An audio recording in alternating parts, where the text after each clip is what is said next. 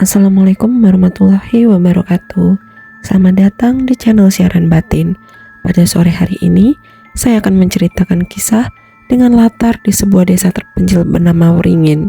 Ada sekelompok mahasiswa perantau datang dengan harapan membangun masa depan melalui usaha kecil di bidang digital. Mereka menyewa rumah karena harga yang sangat murah dan fasilitas yang lengkap. Namun, sejak minggu-minggu awal, suasana rumah mulai menunjukkan kejanggalan yang sulit dijelaskan. Suara-suara aneh, bayangan yang bergerak sendiri, hingga gangguan yang dialami satu persatu anggota tim menjadi awal dari rangkaian peristiwa yang mengubah cara mereka memandang kenyataan, logika, dan batas antara yang terlihat dan tak terlihat. Bagaimana kisahnya? Tonton dan simak cerita menarik dalam video berikut ini. Sekelompok mahasiswa perantau membangun tim kerja kecil di bidang jasa digital. Mereka menjalankan proyek desain, pemasaran, dan produksi konten untuk klien lokal maupun luar kota. Aktivitas mereka semakin berkembang, tetapi biaya operasional mulai menjadi masalah. Mereka butuh kantor yang murah, luas, dan bisa menampung banyak orang sekaligus. Pencarian dilakukan lewat berbagai platform properti. Hampir semua pilihan tidak sesuai, harga terlalu tinggi, atau lokasi terlalu sempit. Sampai akhirnya mereka menemukan satu iklan rumah di desa Wringin. Rumah itu ditawarkan dengan harga sewa yang sangat rendah dibandingkan ukuran bangunannya. Dari foto yang ditampilkan, rumah itu terlihat meyakinkan. Bangunan 2 lantai berdiri kokoh, cat dinding masih bersih, halaman depan luas tanpa bangunan lain di sekitarnya. Yang paling menarik adalah kapasitas rumah. Terdapat lebih dari 10 kamar. Di lantai bawah terdapat ruang tamu besar, beberapa kamar tidur, serta dapur. Di lantai atas terdapat kamar utama yang jauh lebih besar dari kamar lain, ditambah beberapa ruangan tambahan. Bagi mereka, rumah ini terlihat seperti kantor ideal dengan banyak ruang kerja. Harga sewanya menjadi titik yang paling mencurigakan. Angkanya jauh di bawah standar pasar, bahkan lebih murah dibanding rumah kecil dengan 3 kamar di area yang sama. Secara logika, hal ini tidak masuk akal. Namun karena keterbatasan dana, mereka tetap mempertimbangkan opsi tersebut. Kontak dengan pemilik rumah dilakukan dengan cepat. Pemilik bernama Wira, seorang pria parubaya. Ia menyerahkan kunci dan memberikan petunjuk lokasi secara singkat. Tidak ada penjelasan tentang kondisi rumah secara detail, tidak ada peringatan, dan tidak ada pendampingan saat survei. Hal ini sempat menimbulkan tanda tanya kecil di antara mereka. Namun, mereka menganggap itu sebagai sikap pemilik yang tidak ingin repot. Setelah mendapatkan kunci, mereka langsung melakukan survei ke lokasi. Perjalanan menuju desa Wringin cukup jauh dari pusat kota. Jalanan semakin sepi saat mendekati lokasi. Sawah terbentang di kiri dan kanan. Rumah itu akhirnya terlihat berdiri sendiri tanpa bangunan lain di sekitarnya. Saat tiba di lokasi, kondisi rumah sesuai dengan foto. Debu tipis terlihat di beberapa sudut, tetapi struktur rumah masih sangat baik. Tidak ada kerusakan besar. Mereka mulai mengecek setiap ruangan. Ruangan-ruangan besar membuat mereka yakin rumah ini bisa menjadi kantor yang nyaman. Setelah pengecekan selesai, keputusan diambil. Mereka menyetujui rumah tersebut sebagai kantor. Pertimbangan utama tetap pada harga yang sangat murah dan kondisi bangunan yang layak. Tidak ada perasaan aneh yang mereka anggap serius saat itu. Hari-hari awal berjalan normal. Mereka mulai membersihkan rumah dan menata ruangan sesuai kebutuhan kerja. Aktivitas kantor mulai aktif. Semua terlihat berjalan baik tanpa gangguan berarti. Rumah itu terasa seperti pilihan tepat yang sebelumnya mereka cari. Pada minggu-minggu awal penggunaan rumah di desa Wringin, aktivitas kerja berjalan stabil. Perubahan mulai terasa saat memasuki minggu ketiga. Gangguan kecil muncul secara bertahap. Awalnya berupa suara samar pada malam hari. Beberapa anggota tim mendengar bunyi seperti ketukan dari arah lantai atas. Suara itu tidak konsisten, kadang muncul beberapa kali, kadang hilang dalam waktu lama. Saat diperiksa, tidak ada aktivitas di lantai atas. Semua pintu tertutup dan tidak ada tanda pergerakan manusia.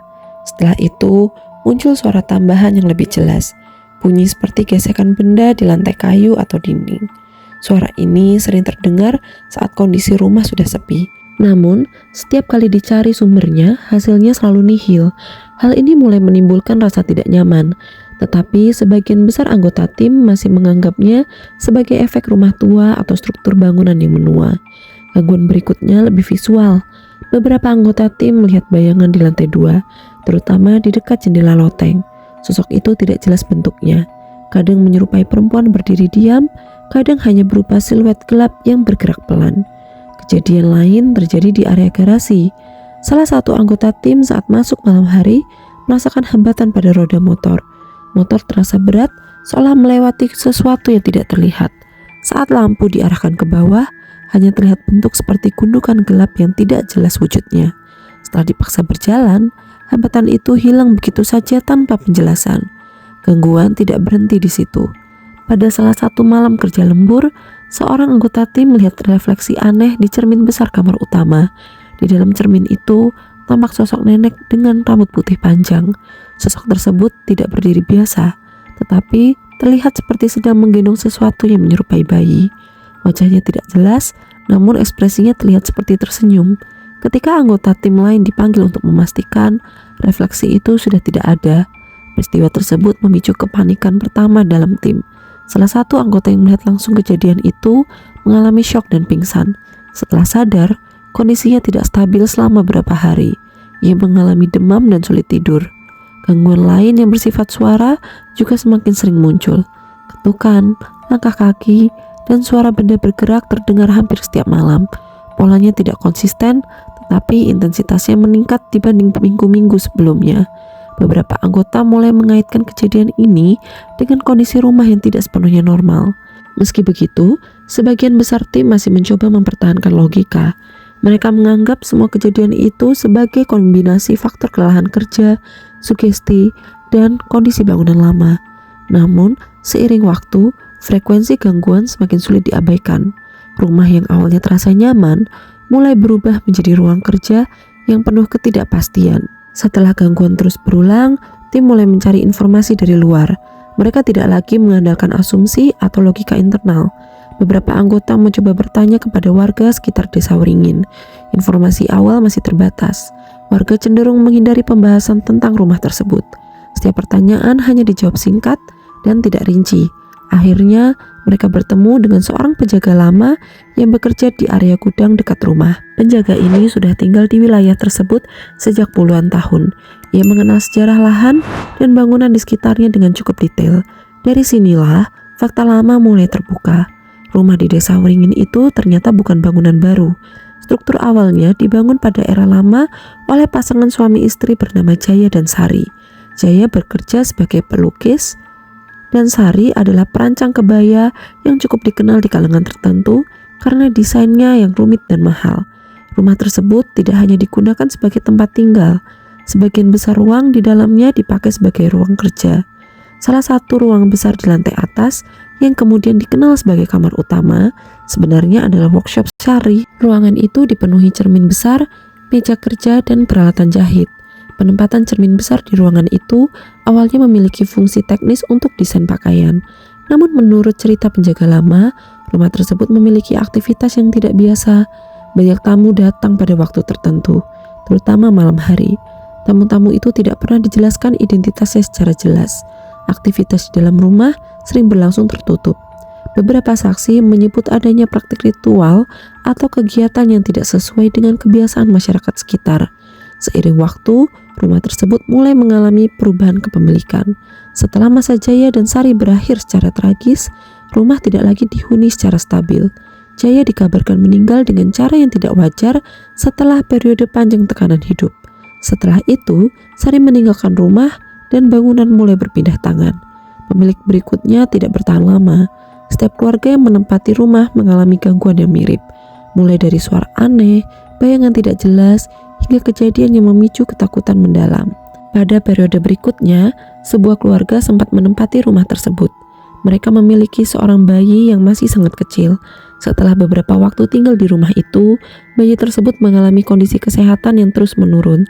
Gangguan di rumah semakin intens, terutama pada malam hari.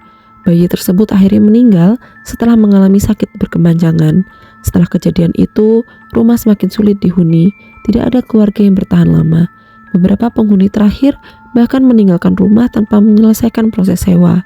Kondisi ini membuat rumah semakin terbengkalai sampai akhirnya dijual kembali dengan harga rendah. Pemilik terakhir sebelum tim mahasiswa datang adalah Wira. Ia tidak pernah menjelaskan detail sejarah rumah tersebut secara terbuka. Ia hanya menawarkan rumah dengan harga sangat murah tanpa syarat khusus. Setelah berbagai kejadian terungkap, pola menjadi lebih jelas. Rumah tersebut bukan sekedar bangunan kosong, tetapi memiliki sejarah panjang yang terkait dengan praktik tertutup dan kejadian kematian beruntun. Pada akhirnya, rumah itu tidak lagi digunakan setelah periode terakhir. Bangunan dibiarkan kosong hingga mengalami kerusakan dan kemudian dibongkar. Lahan tersebut kini hanya menyisakan batas tanah dan bangunan baru yang tidak lagi terkait dengan rumah lama. Dari keseluruhan rangkaian kejadian, tim menyimpulkan bahwa gangguan yang mereka alami bukan kejadian acak. Semua memiliki pola yang terhubung dengan sejarah rumah dan aktivitas masa lalu yang tidak pernah terselesaikan secara tuntas. Inilah kisah yang saya ceritakan pada sore hari ini. Jangan lupa like dan subscribe untuk mengikuti cerita menarik selanjutnya. Wassalamualaikum warahmatullahi wabarakatuh.